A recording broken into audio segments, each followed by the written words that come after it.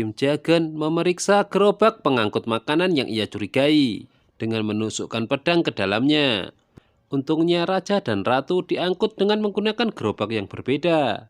Alhasil mereka berhasil masuk ke istana. Kim Jagen memerintahkan pasukannya untuk memeriksa dengan ketat apapun yang masuk ke istana. Sebelum melancarkan aksinya, ratu mencium raja. Alasannya ia takut jika terjadi sesuatu dengan raja pada peristiwa ini. Kepala Qasim mengira jika dirinya didatangi arwah raja yang bergentayangan. Namun tak lama dari itu ratu muncul. Dari situ Kepala Qasim baru yakin raja dan ratu masih hidup.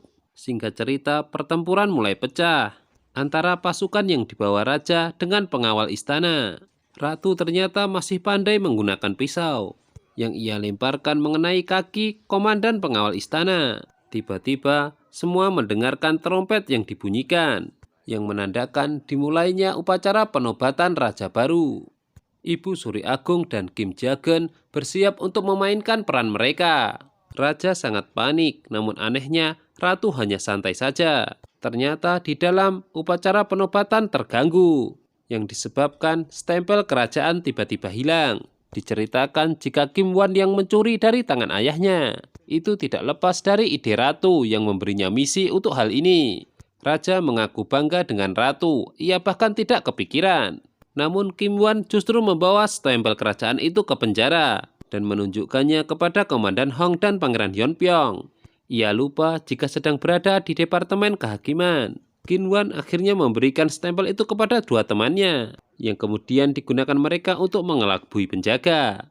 Istana mulai diserang dengan bom molotov oleh Dayang Choi dan teman-temannya. Di tengah kepulan asap tebal itu, mereka kemudian mulai menyerang. Terlihat aksi heroik koki kerajaan. Prajurit kerajaan melapor kepada atasannya. Gerbang istana terbuka dan orang-orang yang percaya Donghak menyerang. Hal itu kemudian disampaikan kepada Kim Jagen. Tak ingin upacara penobatan raja baru ini gagal, Kim Jagen akhirnya turun tangan sendiri.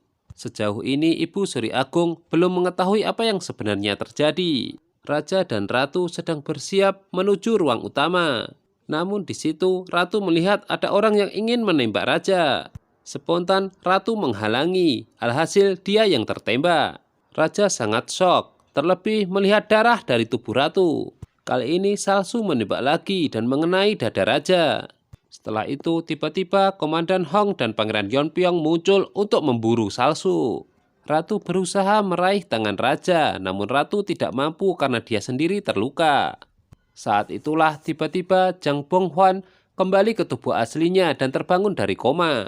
Ia pun melihat ke sekitar dan melihat polisi penjaga. Tapi Bonghwan belum ikhlas, ia ingin menyelamatkan raja. Itu mendorongnya untuk melarikan diri dari rumah sakit, mencari buku sejarah yang akan menceritakan kisah kerajaan Joseon selanjutnya.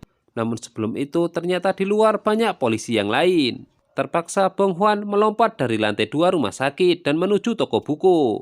Di sanalah ia mulai membuka riwayat Raja Choljong. Kembali ke zaman Joseon, raja dan ratu diserang oleh Kim Jagen. Entah kenapa jiwa Soyoung kembali ke tubuhnya yang asli. Ratu berinisiatif menggunakan tusuk rambutnya untuk melawan. Raja tidak tinggal diam, ia segera meraih pedang di dekatnya. Raja mengatakan jika dialah raja yang sah. Selama ia masih hidup, ia akan tetap menjadi raja. Ratu merasakan nyeri pada perut, ia khawatir akan kehilangan bayinya. Pertarungan akhirnya dimenangkan oleh raja. Bahkan pedang yang digunakan Kim Jagen sampai patah hingga melukai wajahnya sendiri. Tapi raja masih bermurah hati tidak membunuhnya. Menurutnya, mati bukanlah hukuman yang pas untuknya. Kim Jagen hanya bisa menangis, menyesali kekalahannya. Sementara di tempat lain, Salsu mengeluarkan pisau yang ia sembunyikan. Dengan cepat, Komandan Hong menembaknya dan Pangeran Yeonpyeong menebasnya dengan pedang. Seketika itu, Salsu tewas. Raja meminta ratu untuk bertahan. Komandan Hong dan Pangeran Yeonpyeong datang menunjukkan stempel kerajaan. Lalu kemudian bersama-sama menolong ratu. Ibu Suri Agung hanya bisa marah-marah. Calon raja kecil disuruhnya untuk mempertahankan posisinya. Namun ketika raja asli datang, calon raja kecil itu menyingkir dari singgasana. Saat itulah Ibu Suri Agung ketakutan. Semua yang terjadi di luar juga didengar oleh Ibu Surijo. Tabib kerajaan memberitahu raja jika ratu kehilangan banyak darah. Jika sebentar lagi ratu tidak siuman, ia khawatir akan berakibat fatal. Tiba-tiba ratu siuman dan mengerang kesakitan. Tabib kerajaan kemudian melanjutkan pekerjaannya kembali. Setelah itu ia memberikan kabar gembira bahwa bayi yang dikandung ratu baik-baik saja. Mendengar itu raja menangis terharu.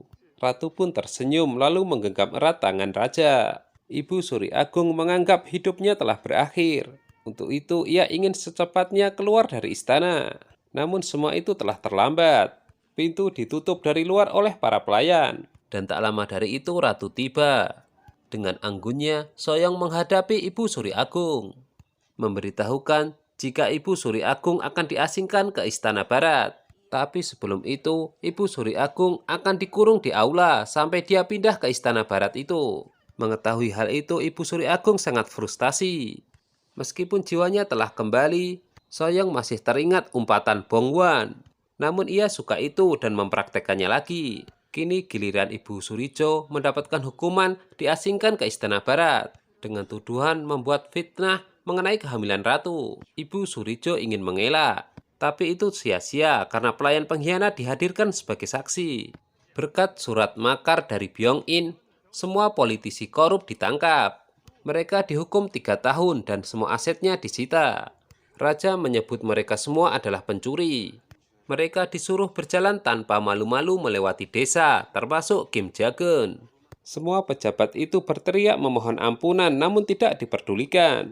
Ketika berjalan melewati desa, penduduk melempari mereka dengan barang apapun. Yang paling apes adalah Kim Jagen, ia dilempari kotoran. Di aula, Ibu Suri Agung menyesali perbuatannya.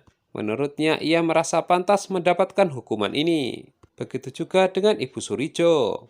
Ia meminta maaf kepada mendiang raja karena tidak bisa menjadi pemenang. Sedangkan Soyong mengunjungi makam Byong-in. Ia sekali lagi mengucapkan terima kasih karena telah melindunginya. Sebelumnya Byong-in sangat yakin jika jiwa Soyong akan kembali lagi. Waktu pun berlalu dan Soyong berubah menjadi bijaksana.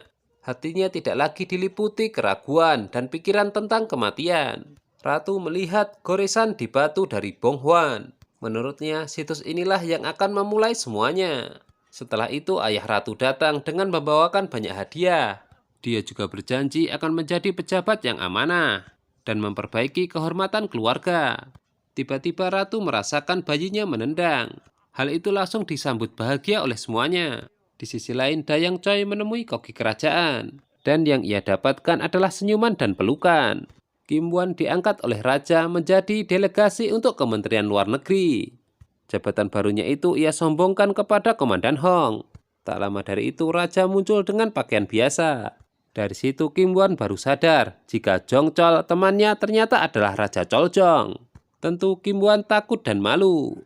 Sementara itu, Pangeran Yeonpyeong menemui Hwa Jin di desanya. Karena berdiri terlalu lama kakinya kram. Namun itu bukanlah apa-apa, karena Hwa Jin mulai membuka hati untuknya.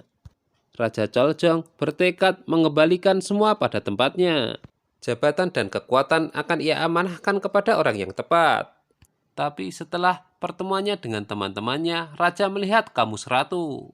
Dia meyakini ada sesuatu yang hilang. Kim Bong Hwan memeriksa buku sejarah. Di situ bukan tertulis Choljong, melainkan Choljo. Polisi meminta Bong Hwan untuk tidak melarikan diri karena dia melakukan perbuatan baik.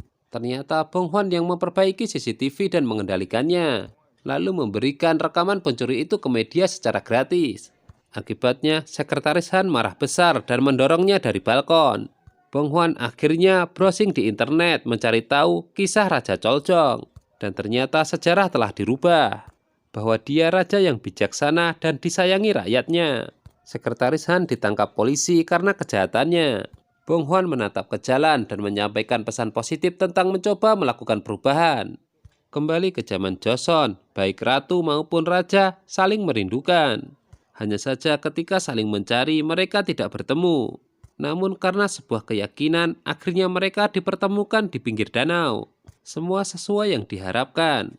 Raja yang bijaksana bersanding dengan ratu yang anggun. Dan drama ini ditutup dengan pelukan antara raja dan ratu. Nah, gimana? Seru banget kan endingnya? Jangan lupa saksikan juga sinopsis yang lainnya hanya di Mail Channel ya. Terima kasih.